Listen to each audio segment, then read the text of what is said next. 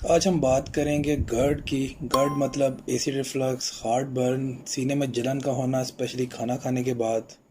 ये ख्याल आम पाया जाता है कि इसकी वजह मैदे में तेज़ाबियत का होना है, मगर इसकी असल वजह मैदे में तेज़ाब का कम होना है।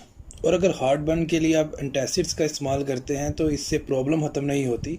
इंस्टेंट रिलीफ तो आपको मिल जाता है, लेकिन जो आपकी मेन प्रॉब्लम है, जो आपका मैदे का मसला है, वो हल नहीं होता और अल्टीमेटली आप मैदे के कैंसर की तरफ जा सकते हैं। GERD मतलब गैस्ट्रो इसोफेजियल रिफ्लक्स डिजीज़, मैदे से खुराक की नाली में तेज़ाब का आना और जलन करना। हमारे मैदे में एक एसिड HCl हाइड्रोक्लोरिक एसिड पाया जाता है, जिसका काम हमारी खुराक में मौजूद प्रोटीन्स, फैट्स और कार्बोहाइड्रेट्स की ब्रेक डाउन करना है। इसको तोड़ता है और इसको हमारे जिस्म में जज़ब करता है। ना सिर्फ ये, बल्कि मैदे में पाए जाने वाले जरासीमों को मारता है, माइक्रोब्स को मारता है, स्पेशली H पाइलोरी। ये एसिड अगर मैदे से खुराक की नाली में आए तो बहुत ख़तरनाक साबित हो सकता है। जलन करता है, हार्ट बर्न करता है और मैदे में और खुराक की नाली में अल्सर की वजह भी बनता है। होता कुछ यूँ है कि हमारे मैदे और खुराक की नाली के बीच एक वेल्व पाया जाता है, जिसे लोअर इसोफेजियल स्फिंक्टर कहते हैं। जब खुराक मैदे में आती है तो ये वेल्व बंद हो जाता है, लेकिन अगर आपके मैदे में HCl का लेवल कम है तो ये वेल्व प्रॉपरली बंद नहीं हो पाता, और जिसकी वजह से आपके मैदे में मौजूद HCl दोबारा वापस आपकी खुराक की नाली में जाता है और हार्ट बर्न करता है।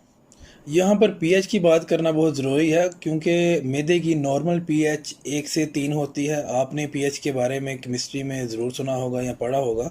अगर पीएच 1 से 7 तक हो तो ये एसिडिक कंसीडर की जाती है, और 7 से 14 तक हो तो इसे बेसिक कहा जाता है। बेसिक मतलब एल्कलाइन भी इसे कहा जाता है। तो मैदे में कम एसिड होने की वजह से इसकी पीएच ज़्यादा हो जाती है, ये अल्कलाइन हो जाती है, जिसकी वजह से ये valve lower oesophageal sphincter properly बंद नहीं हो पाता और हमारे मैदे में हार्ट बर्न की वजह बनता है। उम्र के साथ साथ ये एसिड कम हो जाता है और GERD की वजह बनता है, मतलब एसिड रिफ्लक्स और हार्ट बर्न की वजह बनता है।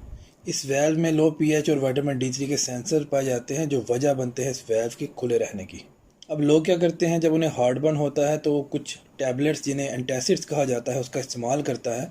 उससे इनको इंस्टेंट रिलीफ तो मिल जाता है, लेकिन जो इनकी प्रॉब्लम है वो सोल्व नहीं होती। एंटासिड्स क्या करता है, वो आपके मैदे में मौजूद एसिड को न्यूट्रलाइज करता है, आपकी पीएच को हाई करता है, इसको अल्कलाइन की तरफ लेकर जाता है, जिससे आपको इंस्टेंट रिलीफ मिलता है और आप बेहतर महसूस करते हैं। मगर हकीकत में देखा जाए तो एंटासिड्स का साइड इफ़ेक्ट ही हार्ट बर्न है। साइड इफ़ेक्ट की बात करें तो ये ना सिर्फ GERD की वजह बनता है, बल्कि आपके मैदे में कैल्शियम सॉफ्ट टिश्यू डेवलपमेंट की वजह भी बनता है। मैदे में एसिड कम होने की वजह से आप गैस का शिकार होते हैं, ब्लोटिंग होती है, आपके पेट में दर्द होता है, खुराक सही से हजम नहीं हो पाती और इवेंचुअली आप कमज़ोरी महसूस करते हैं। और अगर इसे ट्रीट ना किया जाए तो कैंसर तक बात चली जाती है।